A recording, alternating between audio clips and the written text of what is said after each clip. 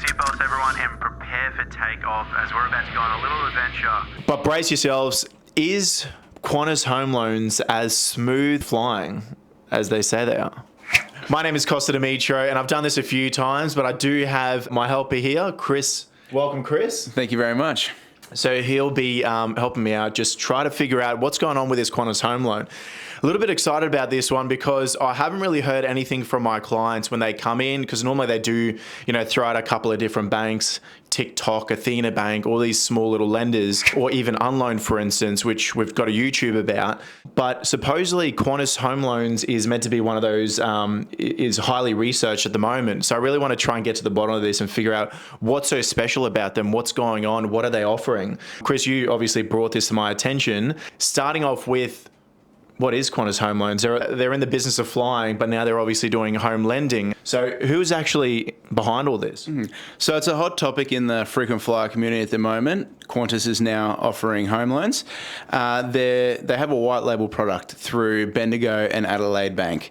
So it's the same credit policy as Bendigo and Adelaide, as basic as that is.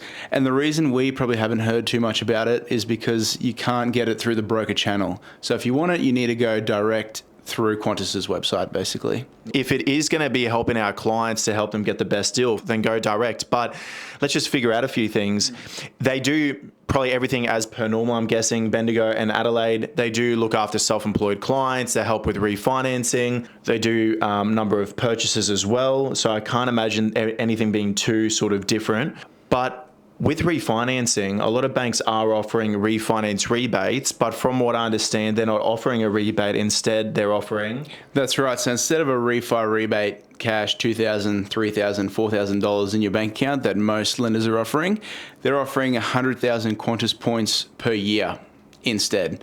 So what that works out to be when you really break it down is probably around that $600 mark, and you get that every year. What do you mean by $600 a year? So the value of 100,000 Qantas points today is about $600, and they give you, instead of a once-off rebate, 100,000 per year. But the trouble with that is anyone who's tried to spend Qantas points in the past knows how hard that actually can be. Qantas points suffer from inflation too.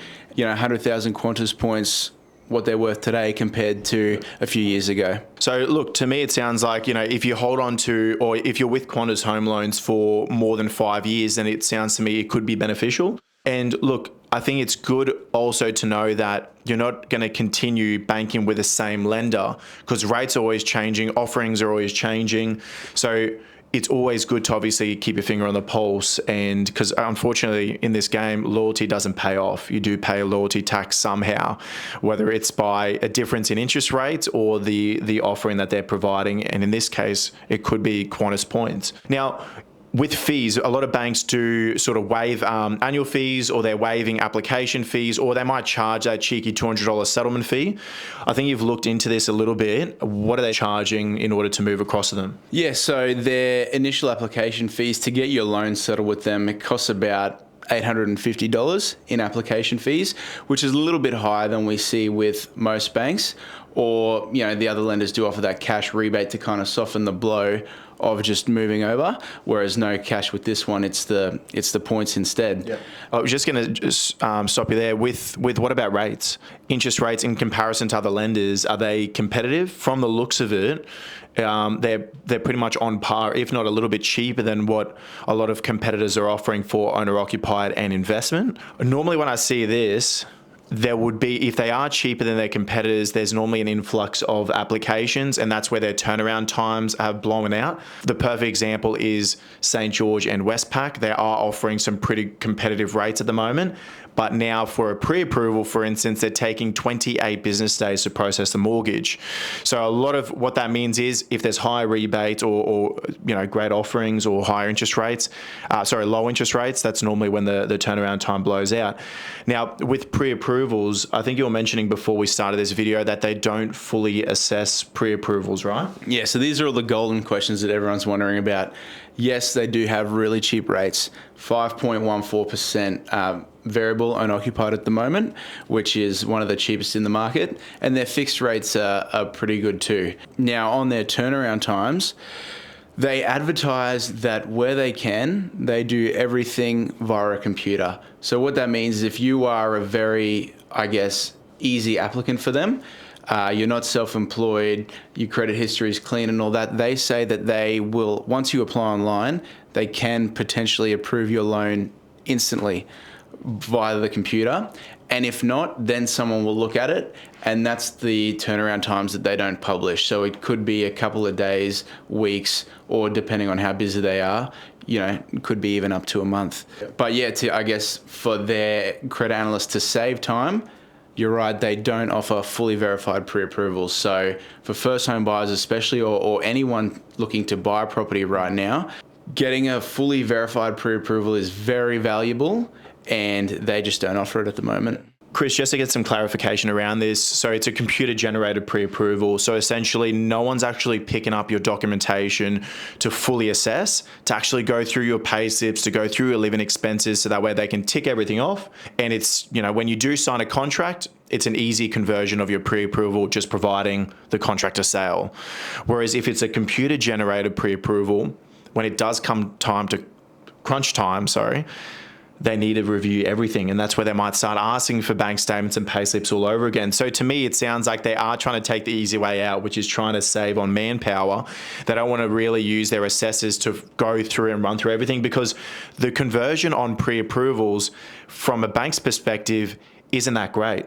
I think it's normally 50% of pre-approvals actually get converted to a purchase application. So that means the bank's losing money on that.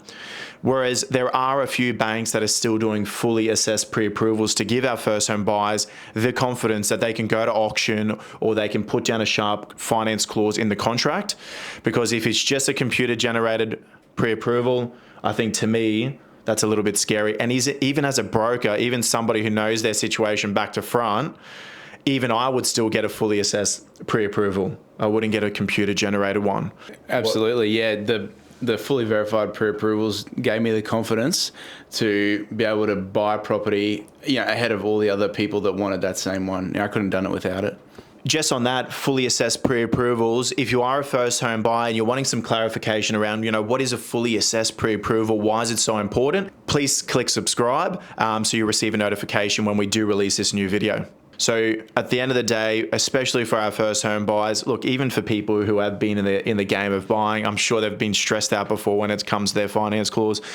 Always good to have a fully assessed pre-approval. Always good to be with a bank that has a fast turnaround time. Look, if it's a vanilla deal, as Chris was saying, if it's smooth sailing, easy deal, no issues at all or hiccups, then beautiful, give it a crack. Even if it does take, over a month for them to come back to you with an approval, that's fine.